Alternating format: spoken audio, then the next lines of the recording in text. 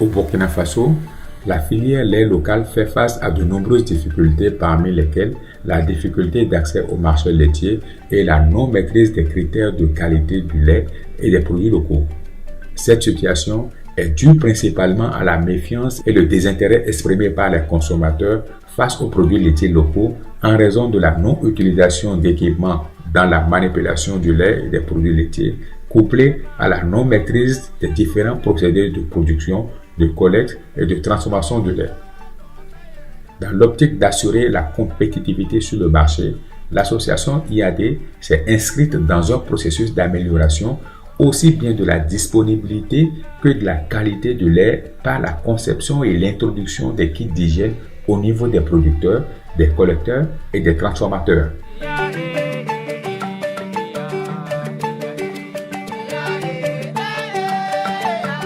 Au terme de nos activités de recherche, nous avons identifié des problématiques à des points donnés.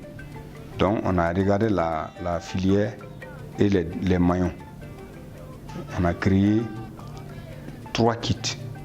Il y a le premier maillon qui est le maillon producteur, ferme, un kit. Il y a ceux qui sont chargés de la collecte, un kit.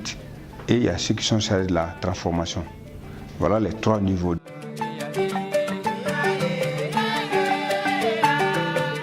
Au niveau d'une ferme, ce qui est important, il faut la propriété de la ferme. Qui dit propriété parle aussi de l'eau.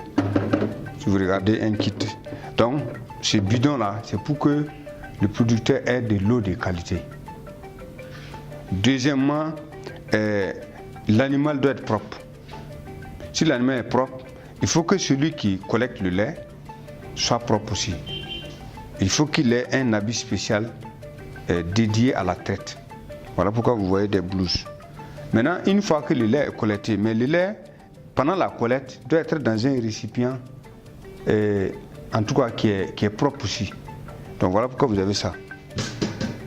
Ce sont des récipients sur lesquels les micro-organismes ne peuvent pas se déposer pendant longtemps. Voilà.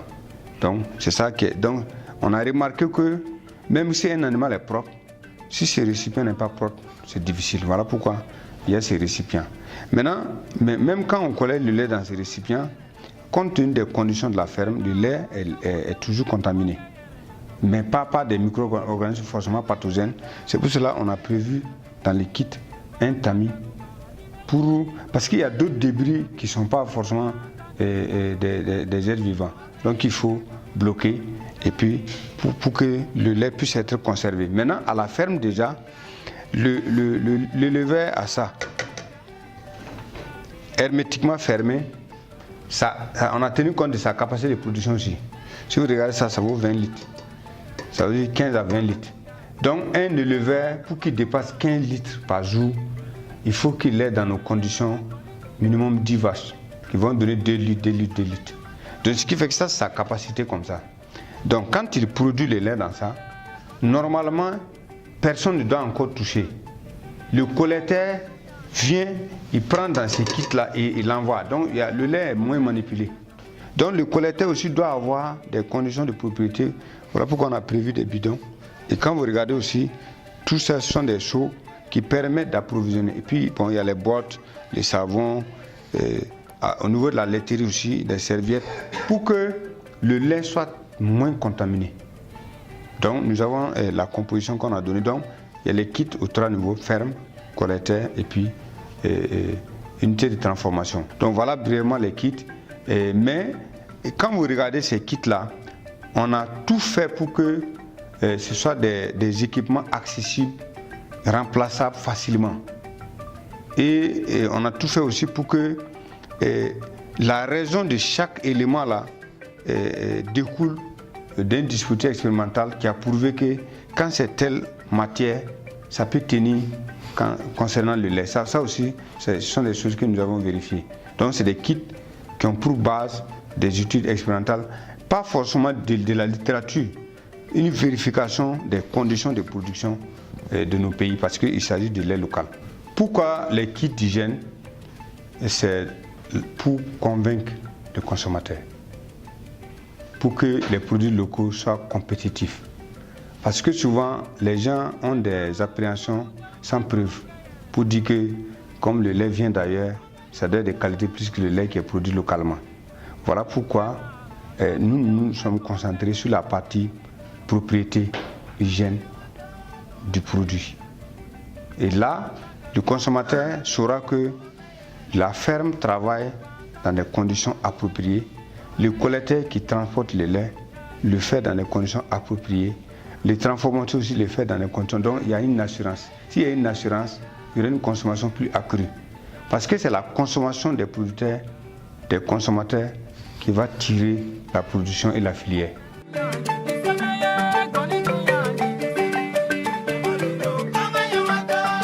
5 étapes ont été adoptées dans la mise en œuvre de cette initiative, à savoir l'identification participative et hiérarchisée des problèmes de la filière lait locale. Grâce à un processus de recherche participatif intégrant l'ensemble des acteurs impliqués dans l'amélioration de la productivité de la chaîne de valeur lait, qui a révélé la question d'hygiène du lait et des produits laitiers locaux comme problématique clé qui affecte la compétitivité de la filière. Deuxièmement, l'élaboration de la fiche de formation sur l'hygiène de lait. La fiche, on a intitulé « Comment obtenir du lait de bonne qualité hygiénique ». Voilà, comment faire. Et justement, il fallait que nous ayons les étapes même de l'hygiène. Et la vache, la ferme, l'éleveur, toutes les étapes jusqu'à la fin. Troisièmement, la formation des acteurs conformément à la fiche.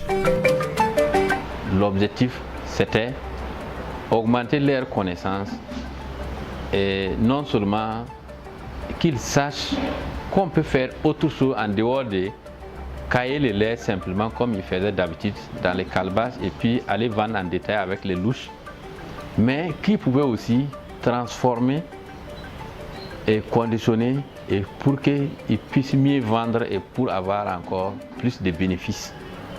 Et aussi au niveau des qualités, ça ne sera pas la même chose. Qualité, hygiène et visibilité.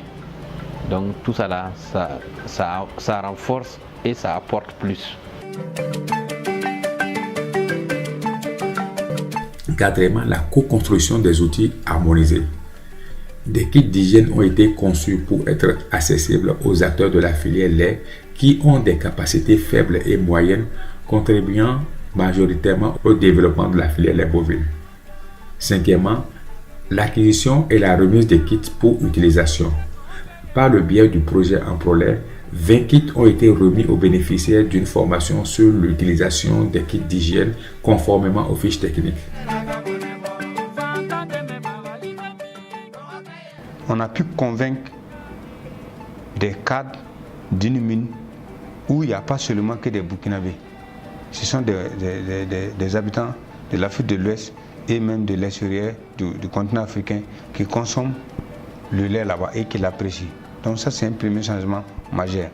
Le deuxième changement très important, c'est qu'aujourd'hui, on a pu connecter les collecteurs qui ont des tanks avec les laiteries. Ça veut dire qu'ils envoient uniquement le lait dans les cocottes hermétiquement fermées. Si ce n'est pas la laiterie qui doit vérifier la densité ou d'autres paramètres, le pH, c'est eux qui sont capables d'ouvrir. Donc ça, c'est un changement. L'autre changement aussi, est dorénavant, les producteurs avec lesquels on a travaillé sont en train de tout faire pour que le lait soit permanent, qui était l'une des problématiques de la filière. Donc ils ont adapté la reproduction pour qu'il y ait des mises bas au mois de décembre actuellement. Donc les animaux qui mettent bas maintenant produisons du lait décembre, janvier, février, mars, avril. Et le temps qu'il pleuve, quand il y aura beaucoup de lait, et les producteurs, le lait est très cher actuellement. Et en ce moment, c'est rentable pour les producteurs. Ça, c'est un changement aussi induit. Les facteurs qui ont concouru à la réussite de l'adoption des kits d'hygiène par les acteurs sont la franche collaboration des acteurs de la filière lait, la disponibilité d'un laboratoire d'analyse de la qualité du lait, la disponibilité de fonds pour l'exécution des activités, notamment l'acquisition et la distribution des kits, la simplicité, l'accessibilité et la disponibilité des kits sur le marché local. Pour répliquer à succès cette expérience, il faut en premier lieu s'assurer de l'uniformisation des équipements d'hygiène utilisés par les acteurs. Cette harmonisation permet aux organisations paysannes de s'organiser afin d'acquérir ces équipements pour leurs membres grâce à des achats groupés.